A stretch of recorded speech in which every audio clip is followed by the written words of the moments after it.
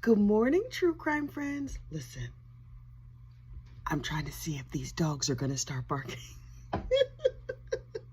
This one, see what I have to deal with? Hi, please stop. Every time she sees the ring light come on, she's like, oh, another country needs to be heard from. Let me let her outside. I'll be right back. Okay. Rise in true crime, take two. Look, there is a lot going on. But first, just a teensy little program note. And that is that lunchtime true crime has become so taxing. Me trying to find cases and then research them and put them up. So that's just going to be like a hit and miss kind of thing. Instead of doing it 5 days a week, which I'm finding initially was great and now it's just too much. I'm going to put them up when I feel like putting them up. But there's a ton of other content on this channel. So if you still really need a lunchtime true crime, there are over 1,000 videos on this channel, and I'm willing to bet you have not seen them all. I even tell you how to make yogurt at one point. Come on now. You know you need some yogurt. Anyway, so look. Rintala was sentenced and officially sent off to serve her sentence on Friday. And so, you know how like when it's sentencing time or whatever, okay, she got like 12 to 14 years. She's already served 7. So she's going to have to do like another 7, 8, 9, 10. I don't know. She got a chunk of time coming. But here's the thing. Rintala, who was convicted of murdering her wife, Anne Marie something or other, that Anne Marie and Cara had a child. And when the crime took place, the child was like 2 or 3 years old. She was really young. And so the murder happened. Then it was like a couple of years. The child was with her remaining mother, Cara. And then Cara got convicted and sent to prison. And then she was in and out as they went through appeals and whatever. And then finally she went off to jail for 7 years. And the young child was raised by her grandmother. Okay, fine. But then her case got overturned yet again. I think this woman went through 4 trials. Her case got overturned and Cara came home for a year. So, of course, she was with her child. Now she's been convicted again and she has to go back to prison for a big chunk of time. So they did victim impact statements and family statements and whatever on Friday. Y'all, Brianna Rintala, the child of these 2 women, gave a victim impact statement that had me clutching my... Daisy, I'm about to clutch you. I'm about to clutch your pearl. Stop squeaking that duck. Anyway, Daisy. Okay, so look, these doggone dogs. Anyway, this victim impact statement... Was it a victim impact statement? Look, this girl got up here and she was like, hi. Now, thank goodness they didn't show her face, but like her name has been all over this case. And so that's why I'm saying her name. She's like, hi, my name is Brianna Rintala. And I am the child of Cara Rintala. Please, Judge, send my mother home now. I want my mother home now, ma'am. In case nobody told you, the victim impact portion of your statement is not the time to throw a tantrum and make demands of a judge. Maybe somebody should have like enlightened her as to how this all works. So I was like, that's questionable. But okay, she's a young girl. I mean, she's 16. That's young.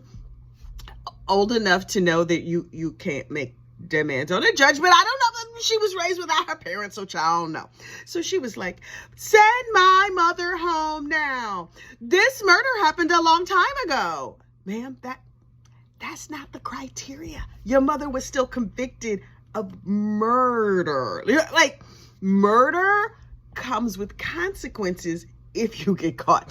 Now, if you don't get caught, apparently the only consequence you have is the person that you unalived haunting you from beyond the grave. But she's like, this crime happened a long time ago and I didn't even know my other mother. Ma'am, the reason you don't know your other mother is because the mother that's alive killed her. You would know your other mother had Cara Rintala not killed her. Ma'am. Okay. She's an emotional 16-year-old.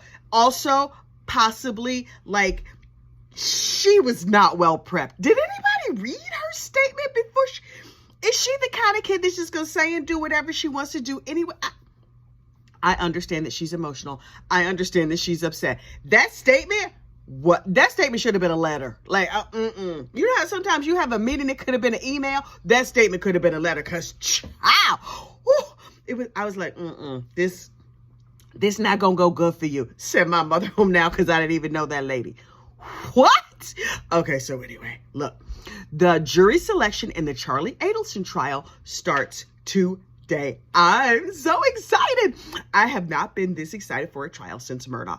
Charlie Adelson, I've covered Adelson breathlessly many times here on this channel. So please go over to the Adelson Crime Family playlist and you can see all my Charlie Adelson coverage because the entire story is there. But oh, honey, they getting the band back together. Georgia, the prosecutor's gonna be there. Hey, Georgia girls, good to see you. And Roshbaum, who is Charlie Adelson's attorney, that's a questionable choice, but okay. King Tato from the Latin Kings, he's gonna be there. Hey King, how you doing? That's Luis Rivera. He is illiterate, although he's been studying since he's been in the feds. He's in federal prison. So now he reads and writes at a 3rd grade level. But at the time of this crime, he could not read or write. Although he did. He was a cocaine vendor, and so he was just like, I might be illiterate, but I can count, because he felt like the money was not being divided up evenly. And then Katie McBonowa and her murder boobies. I have posted pictures of her murder boobies. Wait, I'm not sure if I posted them on the members only, if I posted them here. I'm going to post them on the community tab if I have not already, because the murder boobies, Miss Katie spent her proceeds from the unfortunate unaliving on boobs. And those boobs look good. They are bought and paid for, and they are looking good. They're not doing her a lot of good over there in prison, because now she's facing prison. She got LWOP'd, life without the possibility of parole, so that's sad. But child, them boobs look good. I was like, okay, come through, murder boobies. But I hope they are helping her feel good in prison. Also, what happens to murder boobs when you die? Like, not like I mean, obviously they like stay in your body, whatever. This is what I'm thinking. So 70 years from now, when they have to, like, if something happens and your body has to be disinterred, are you just like a skeleton with 2 silicone bags? Like, how that work? Unclear. I don't know why I care about like skeleton fake boobs, but I don't know. Does your skeleton still look good? You're like, oh, that skeleton. Oh, okay, girl, look at you. I'm just curious. Anyway, and then will Charlie Adelson's parents take the stand? Donna and Harvey, we see y'all. We heard what you said. We heard you say that Charlie was haunting you from beyond the grave, and good. He should. Look, 2 other quick little details. Number 1, there is a whole bunch of drama, whole bunch of drama going on over there. Should I be talking about other podcasts? Honey, True Crime Obsessed, TCO, they're a popular podcast. They're probably the most popular podcast, and they have a network called the Obsessed Network. Well, this weekend, they had their big, like, festival, Obsessed Fest, and the drama, so much drama. The convention took place in Dallas, and shortly before the convention started, like a couple of months before the convention started, a big article came out that was saying, like, the person who heads the Obsessed Network, Patrick Hines, was a garbage human, even though, like, on his podcast, he's funny and light and hilarious and whatever. Honey, people who work with him and for him have come forward and they're like, oh, he's garbage, and here are examples, child. They had all the receipts, and it was bad. It was really, really bad. Poor treatment of employees, racist, misogynist. Terrible behavior. And then so people started canceling, like, en masse, and he wrote a book that recently became a New York Times bestseller. Child, people are all over the internet. I returned my book, and here's the receipt where I returned my book. And so the convention happened, and I was like, okay, how this convention gonna go? Because last year it was like a big deal. Everybody was so crazy and in love with this convention. Lots of cancellations on the convention, lots of pictures of, like, empty venues at the convention. I was like, oh. And then drama jumped off between Collier Landry, who is the dude who has some podcast like Overcoming Murder or whatever, and Tara Newell. Tara Newell is from, she killed a dude in self-defense, but she did unalive a dude by stabbing him in the eye with a knife. I believe it was a knife. Anyway, remember Dirty John, that podcast? Look, those who are really up on their true crime will know. Dirty John, it was a podcast. It was several podcasts. It was a TV show, whatever. Tara Newell is the girl who unalived Dirty John. She has gotten together with podcaster Collier Landry, and they have a podcast together called Not a True Crime Barbie or something like that. Okay, cool. They got a podcast. Good for them.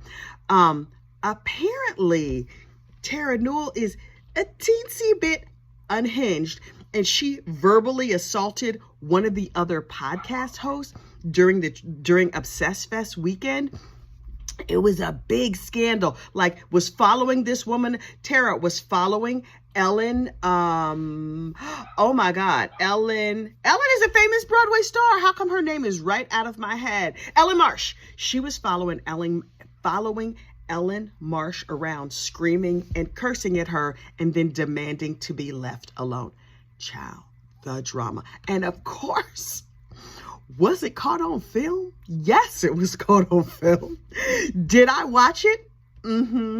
Several times, possibly on a loop. So maybe I will do just like a quick little recap of the Obsess Fest drama. Maybe I'll do that for Lunchtime True Crime today, because it was deep. Honest to God, you really, really need a Churchwell chart to keep track of all of these people and all the happenings and the goings on, because it was kind of a mess.